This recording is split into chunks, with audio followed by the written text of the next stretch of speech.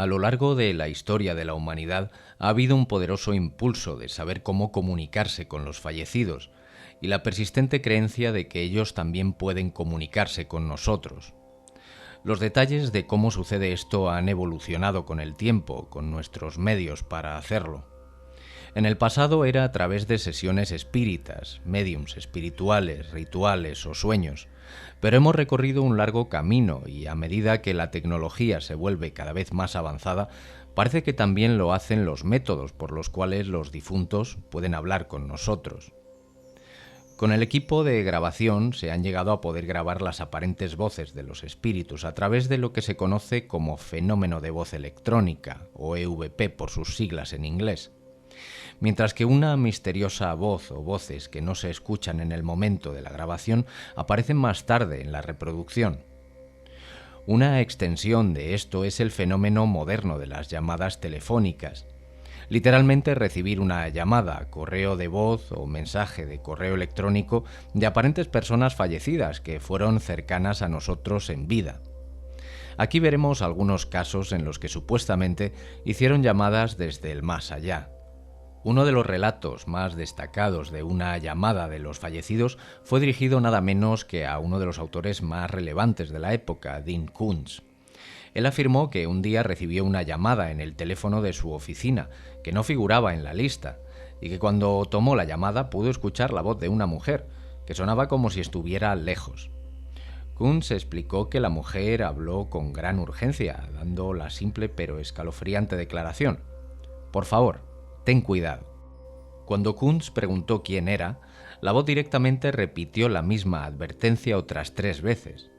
Y la voz comenzó a desvanecerse en la distancia poco a poco, después de lo cual la línea se quedó en silencio, dejando al autor allí sentado reflexionando sobre lo que había pasado. Curiosamente, él diría que la voz había sonado exactamente como la de su madre, que había fallecido 20 años antes.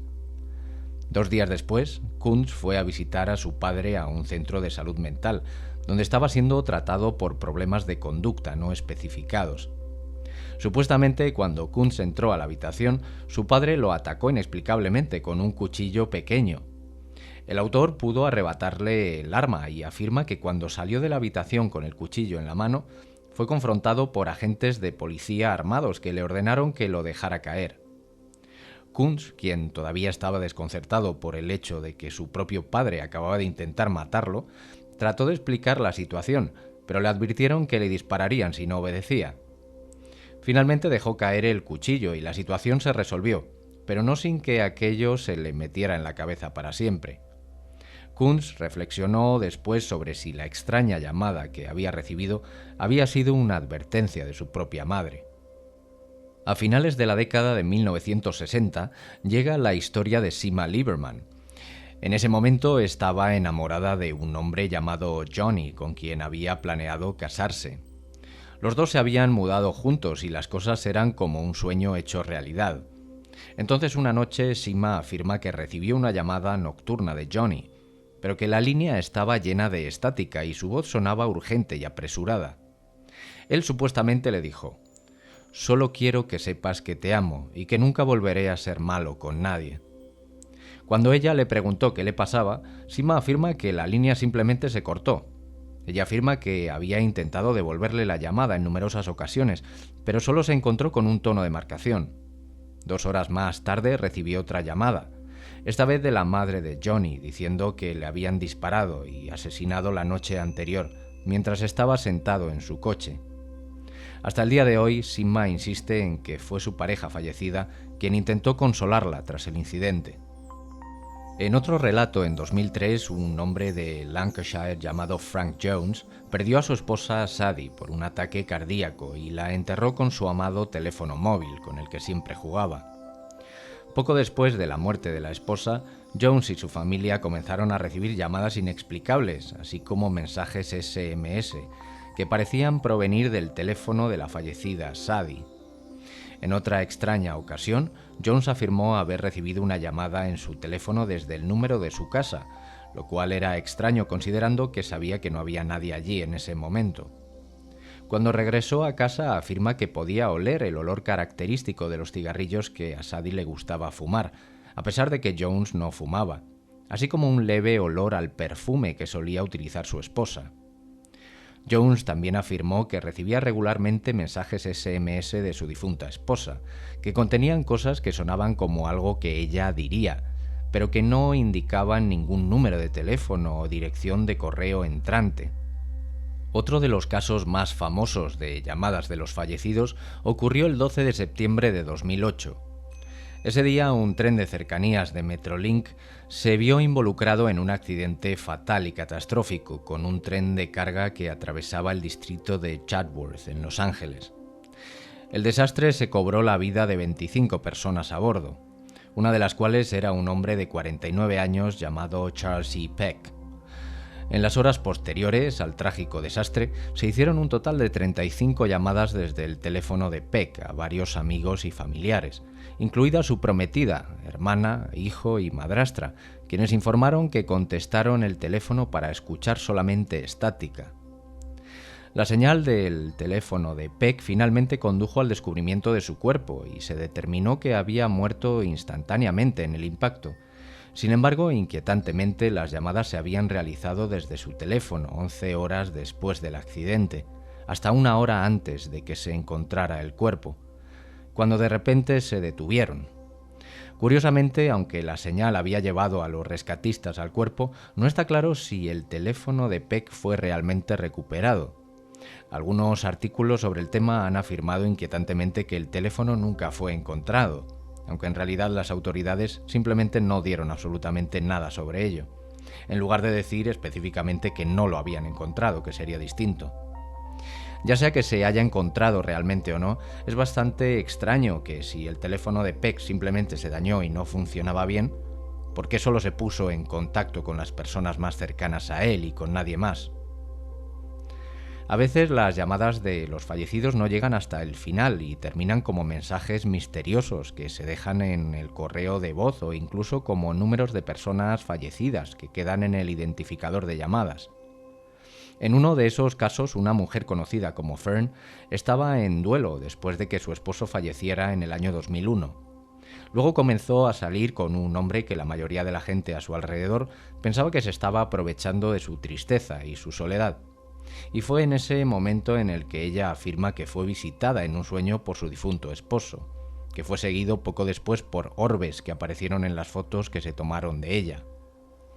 Fern creía que se trataba de señales de que su marido intentaba ponerse en contacto con ella.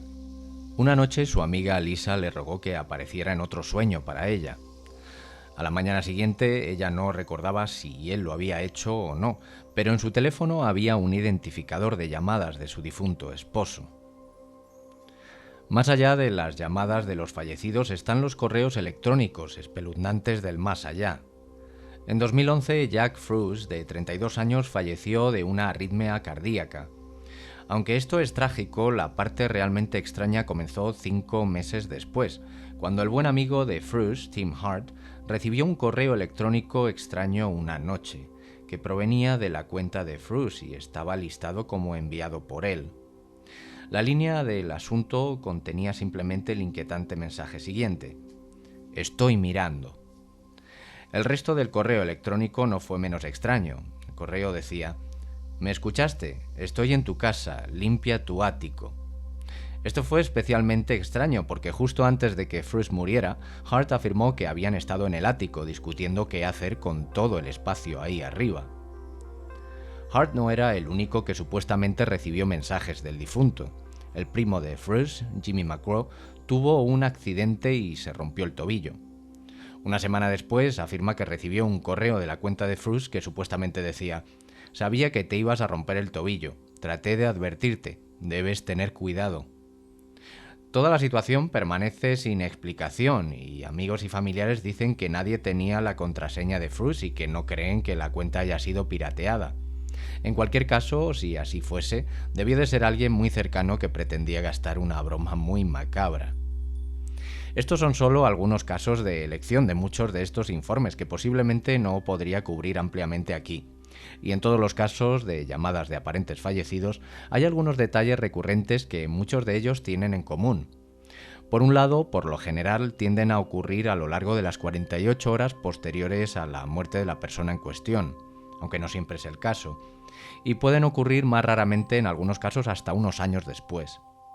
El destinatario de la llamada suele ser alguien con quien el fallecido fue bastante cercano en vida, o con quien compartieron algún vínculo emocional.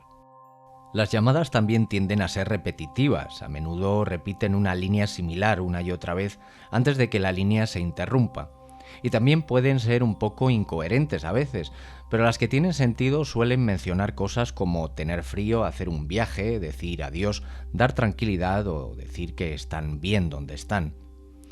A menudo los intentos de hacer preguntas a las entidades se encuentran con el silencio de la línea que se interrumpe. Estas llamadas nunca duran mucho y las voces, casi sin excepción, siempre están distorsionadas por la estática o suenan débiles, lejanas, como si se escucharan a través de una pared desde otra habitación. Pero al mismo tiempo la voz suele ser reconocible. Las llamadas que sí parecen durar más y tener más interacción son los casos en los que la persona no se da cuenta de que está hablando con alguien que ha fallecido, aunque no está claro por qué esto debería de ser determinante. Pareciera que efectivamente no quieren dar más detalles de la cuenta. Con estos casos, ¿a qué nos podríamos estar enfrentando? Hay una variedad de explicaciones propuestas, que van desde lo racional hasta la idea de que son exactamente lo que se dice que son, llamadas de los difuntos. Una idea es que estos son solo chistes pesados, pero ¿quién haría tal cosa y cómo lo llevaría a cabo, incluso en los casos en los que no se tiene acceso al teléfono? Otra hipótesis es que estos casos representan algún tipo de mal funcionamiento del dispositivo. Pero si eso es cierto, ¿por qué se dirigen constantemente, solo y en exclusiva, a los seres queridos o cercanos, o a un individuo en particular? ¿Es acaso todo esto una mera ilusión creada por el cerebro de las personas en duelo, sus mentes buscando desesperadamente una sensación de cierre o algo así? También se propuso la idea de que se trata solo de personas que perciben lo que quieren en la estática aleatoria, por mera sugestión. Pero con muchas de las llamadas que se han grabado, todos los que lo escuchan a posteriori pueden percibir inequívocamente una voz que dice algo. Y quizás, ¿por qué no?, podría ser lo que realmente parece. Entonces, ¿pueden los espíritus de los difuntos sobrepasar esa barrera entre los vivos y los muertos para hacer contacto con nosotros a través de nuestros dispositivos modernos? Y si es así, ¿cómo lo hacen? Otra pregunta podría ser si son capaces de hacer esto, entonces, ¿por qué no todos los espíritus que pasan al siguiente reino contactan a sus seres queridos de la misma manera, si realmente pueden hacerlo? Hay varias posibilidades. Quizás empujar a través del velo entre estos mundos es un esfuerzo exigente o una habilidad que solo unos pocos poseen o tienen la fuerza de voluntad para lograr. Tal vez se necesita mucho del espíritu, solo tienen una ventana limitada de oportunidad para intentar algo así, o tal vez solo aquellos con una necesidad urgente y desesperada de contactar pueden atravesar esa membrana que los separa del mundo de los vivos. Quizás simplemente no funcione para algunos de ellos. Una cosa que parece ser cierta es que incluso a medida que nuestra civilización avanza y nuestra tecnología se vuelve más sofisticada, las historias de los difuntos que se acercan a nosotros para comunicar algo parecen ser tan consistentes como siempre y las formas en las que se dice que lo hacen, solo cambian un poco los medios. Entonces, ¿hay alguna realidad detrás de estos cuentos, sea lo que sea, o todo esto es una mera ilusión? Después de todo, es una emoción humana, poderosa, querer hablar con nuestros seres queridos fallecidos, incluso si es solo para dar un último adiós. La realidad de la capacidad de atravesar el espacio entre el reino espiritual y el reino de los vivos para hacer la última llamada telefónica de larga distancia probablemente no será conocida por nosotros hasta que crucemos esa barrera por nosotros mismos. Es probable que solo entonces sepamos con certeza si podemos hacer esa llamada, y con suerte no nos pondremos en espera. Espero que este vídeo os haya gustado y que os aporte algo positivo a este increíble camino que es la vida. Un abrazo a todos y hasta pronto.